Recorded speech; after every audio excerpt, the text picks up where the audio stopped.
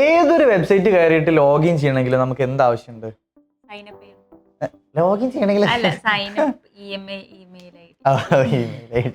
Email I D വേണം. Email I D അല്ലെങ്കിൽ വേറെ എന്താ ഓപ്ഷൻ ഉള്ളത്? Phone number. പക്ഷെ ഫോൺ നമ്പർ നമുക്കൊരു ലിമിറ്റ് ഉണ്ട് അല്ലേ?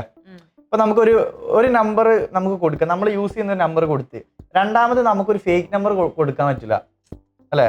OTP കാര്യങ്ങളൊക്കെ അതൊക്കെ അറിയാം. അമ്പടി.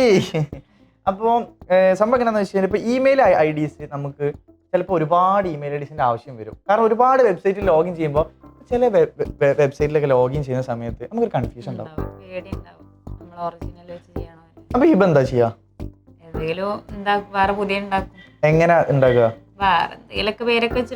അല്ല എങ്ങനെ ഇമെയിൽ ഗൂഗിൾ അക്കൗണ്ടിൽ പോയിട്ട് ഗൂഗിൾ അക്കൗണ്ടിൽ പോയിട്ട് ന്യൂ ഇമെയിൽ ഐഡി പാസ്വേഡ് ഒക്കെ കൊടുത്ത് ഫസ്റ്റ് സ്റ്റെപ്പ് മുതൽ സ്റ്റെപ്പ് 1 സ്റ്റെപ്പ് 2 സ്റ്റെപ്പ് 3 എന്നുള്ള ഓക്കെ. പുതിയ വേണമെന്നുണ്ടെങ്കിൽ അങ്ങനെ ആയിരുന്നു ചെയ്യുക എന്നത് പഴയ കോൺസെപ്റ്റ് ആണ്. പുതിയ ഇമെയിൽ ഐ ഡി എന്ന് പറയുന്നത് ആ ഒരു വെബ്സൈറ്റ് കയറാൻ വേണ്ടിയിട്ട് തുടങ്ങുന്ന ഇമെയിൽ ഐ ഡി അല്ല, അല്ലാതെ കുറേ യൂസ് ചെയ്യുന്ന ഒരു ഇമെയിൽ ഐ ഡി അല്ല. അപ്പൊ അങ്ങനെ വരുന്ന സമയത്ത് നമ്മൾ ഗൂഗിൾ കയറിയിട്ട് വീണ്ടും ഫസ്റ്റ് തൊട്ട് നമ്മൾ ഒരു ഇമെയിൽ ഐ ഡി ക്രിയേറ്റ് ചെയ്യേണ്ട ആവശ്യം നമുക്ക് വരുന്നില്ല. MEAIL മെയിൽ മെറ്റ്യൂർ എന്ന് പറയുന്ന ഒരു വെബ്സൈറ്റ് ഉണ്ട്. ഈ ഒരു എന്തിനാന്ന് ചോദിക്കുക, ഒരു വെബ്സൈറ്റ് ഉണ്ടെന്ന് പറയുമ്പോൾ ഉണ്ട്, എന്തിനാന്ന് ചോദിക്കുന്നത്. എങ്ങനെ മെയിൽ ഉണ്ടാക്കാണ്? മെയിൽ മെറ്റ്യൂർ എന്ന് പറഞ്ഞാല് വെബ്സൈറ്റിലേക്ക് കയറാൻ വേണ്ടി മെയിൽ ഉണ്ടാക്കി തരില്ല. പക്ഷെ നമുക്ക് ഒരുപാട് ഓൾട്ടർനേറ്റീവ് മെയിലുകൾ ക്രിയേറ്റ് ചെയ്യാൻ പറ്റും. എന്ത് യൂസിങ്ങിനും നമുക്ക് പെട്ടെന്ന് ഇമെയിൽസ് നമുക്ക് ക്രിയേറ്റ് ചെയ്യണമെന്നുണ്ടെങ്കിൽ നമ്മൾ ഇങ്ങനെ ഇത്രയും കഷ്ടപ്പെടേണ്ട ആവശ്യമൊന്നുമില്ല. നമ്മൾ എന്ത് ചെയ്യുക, മെയിൽ മെറ്റ്യൂർ എന്ന് പറയുന്ന വെബ്സൈറ്റ് കയറുക. എന്നിട്ട് അതിന്റെ ഫുൾ പേരെന്താ? ഐഷ ഹിബ. മൊബൈൽ നമ്പറിന്റെ ഫസ്റ്റ് 2 ഡിജിറ്റ് എന്താ? 90.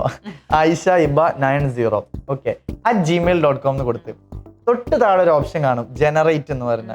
ആ ജനറേറ്റ് ക്ലിക്ക് ചെയ്യുന്ന സമയത്ത് ആ ഒരു പേരുണ്ടല്ലോ, ഐഷ ഹിബ 90. ആ 90 ആയിട്ട് റിലേറ്റ് ചെയ്യുന്ന ഒരുപാട് ഇമെയിൽ ഐ ഡിന്റെ ലിസ്റ്റ് അവർ കാണിച്ചു തരും. എന്താ കാണിച്ചു തരാ? ഏതുപോലത്തെ?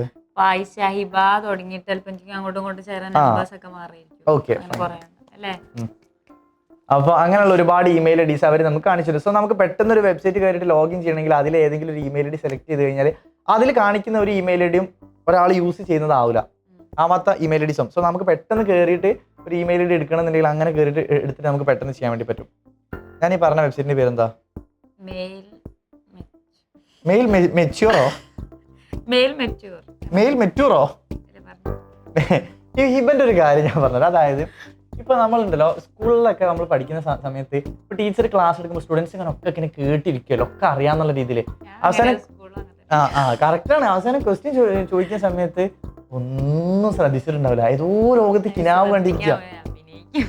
ഇവനോട് ഇപ്പൊ ഞാൻ ആ കോണ്ടന്റ് പറഞ്ഞു കൊടുക്കുമ്പോ ഇപ്പൊ ഇരുന്നത് നിങ്ങൾ കണ്ടില്ലേ, പക്ഷെ ഒരു കാര്യം ഇപ്പൊ ശ്രദ്ധിച്ചിട്ടില്ല.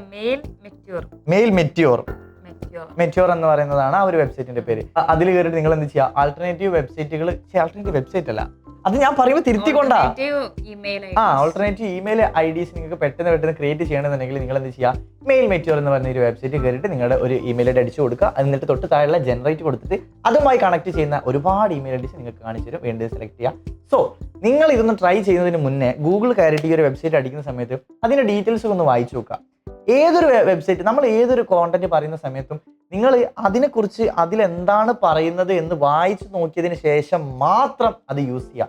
നമ്മൾ പറഞ്ഞു എന്ന് വെച്ചിട്ട് നിങ്ങൾ ചാടി കയറി യൂസ് ചെയ്ത്, കാരണം ചില പെർമിഷൻസ് ചിലർക്ക് ഓക്കെ ആകില്ല, ചിലർക്ക് ഓക്കെ ആകും. അങ്ങനെ കുറേ മിസ്റ്റേക്സും മിസ്യൂസിങ്ങും ഒക്കെ നമ്മുടെ നാട്ടിൽ നടക്കുന്നുണ്ട്.